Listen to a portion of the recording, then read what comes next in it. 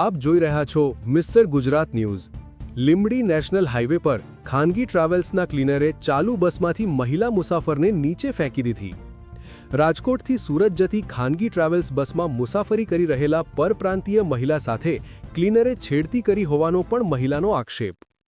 મહિલાએ પ્રતિકાર કરતા મહિલાને માર મારી ચાલુ બસમાંથી જ નીચે ફેંકી દીધી હોવાનો પણ મહિલાનો આક્ષેપ। મહિલાને ચાલુ બસમાંથી નીચે ફેંકતા ઈજાઓ પહોંચતા લીંબડી સરકારી હોસ્પિટલમાં પ્રાથમિક સારવાર આપી વધુ સારવાર માટે રાજકોટ ખસેડવામાં આવી। લીંબડી પોલીસ દ્વારા રાજકોટ હોસ્પિટલ ખાતે જઈ મહિલાનું નિવેદન લઈ ફરિયાદ નોંધવાની તજવીજ હાથ ધરી। અહેવાલ પદુભા ઝાલા, લીંબડી બ્યુરો ચીફ। ગતરોજ તારીખ 24/2/2026ના રોજ લીંબડી પોલીસ સ્ટેશનમાં મોડી રાત્રે એક એમએલસીની વર્દી આવેલી હતી।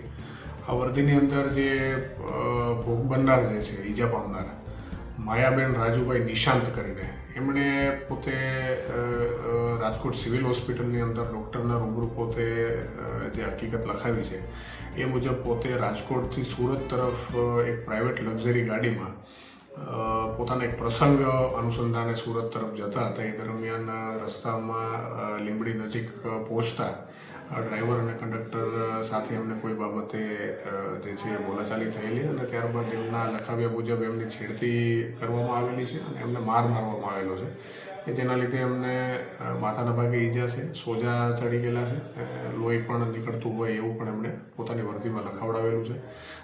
આ એમએલસી વર્દીના આધારે હાલ જે છે લીંબડી પોલીસ દ્વારા એમનું નિવેદન ત્યાં લેવામાં આવેલું છે અને ખાનગી બસ કઈ હતી અને એની શું વિગતો છે એ બાબતેની હાલની તપાસની તજવીજ ચાલુ છે અને જે ઈજા પામનાર જે છે એમની ફરિયાદ લેવા માટે થઈ અને પોલીસ જે છે એ તજવીજ હાલ હાથમાં ધરી છે।